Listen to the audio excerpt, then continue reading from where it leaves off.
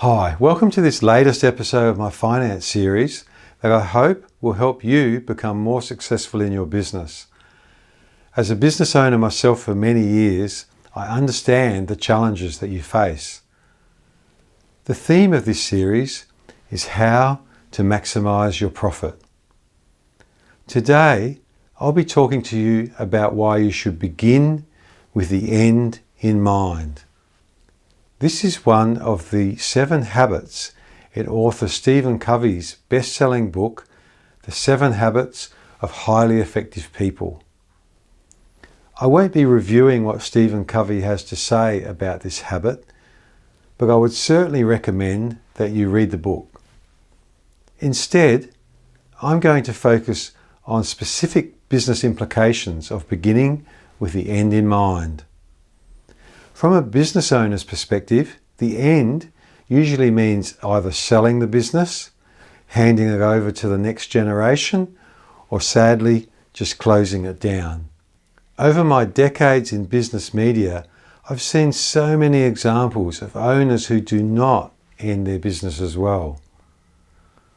For example, one lady had a retail business that had been trading for at least 2 decades.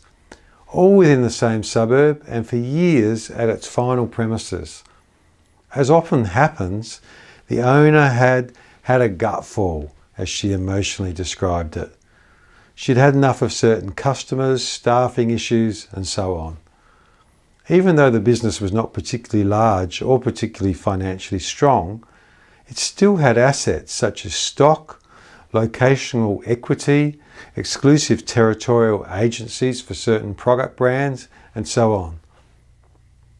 But rather than make any serious or sustained attempts to sell the business, she decided to simply shut the doors. From an emotional perspective, this was understandable. She was tired, she was stressed, she just wanted to get out. But this can put a jaded view on the potential of the business. Remember that prospective buyers are keen, excited, full of energy, and they can see potential that the outgoing owner probably does not.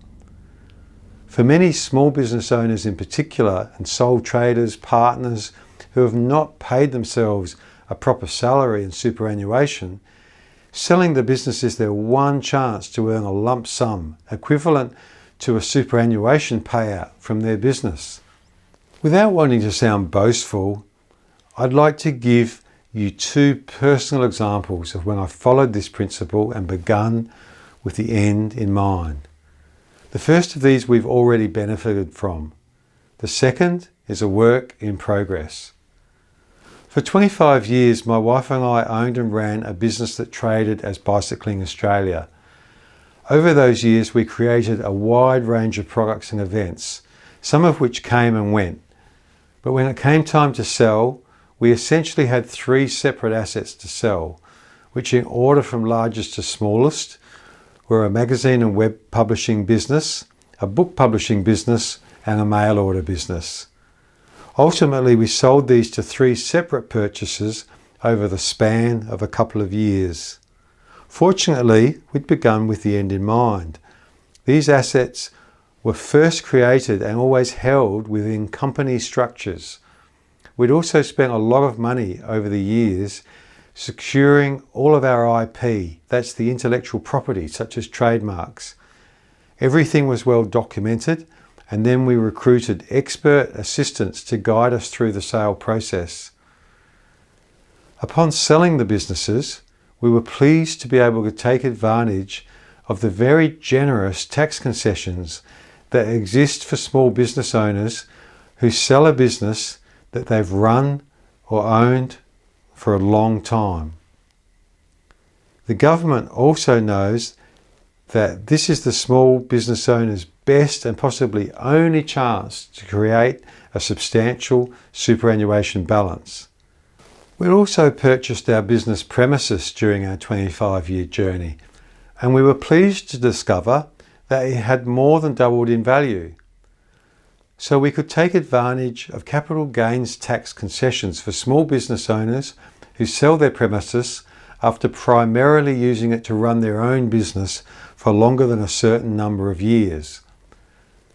Now, a regular wage earner could reasonably argue that these tax concessions are unfair because they're not available to them, but most business owners probably take a much different point of view. They work longer hours than their employees, often with most or all of their capital at risk, tied up in the business.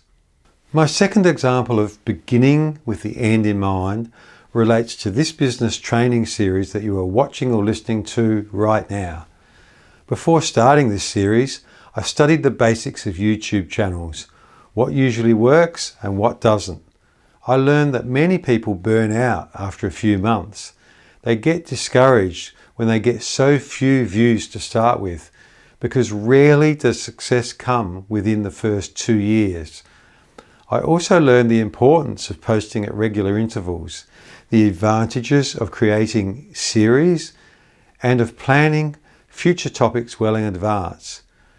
With this in mind, I created a plan of 14 series, totaling about 100 individual episodes. If I hadn't begun with the end in mind and mapped out my plan in advance, I might have joined the ranks of the discouraged people that burn out before building their channels to a substantial audience. But even though we haven't even yet come close to our audience goals, thanks to beginning with the end in mind, I'm still in there swinging, learning and hopefully improving as I go. To sum up, make sure your business is at least near sale ready at every moment of your journey. You never know when health or family issues might arise that suddenly make it important to sell your business. Selling your business should give you a unique chance to make a large lump sum with generous tax concessions. Make sure you can cash in on what you've worked so hard to create and build. If you'd like to get my future videos as soon as they're posted, then please subscribe to my series. If you've benefited from this video, then please write a review and like this video on the screen below. Please contact me if you'd like a free one-on-one business coaching session. I believe that with passion, consistent effort and wise advice, you can succeed in your business. I wish you all the best, and I'll see you next time.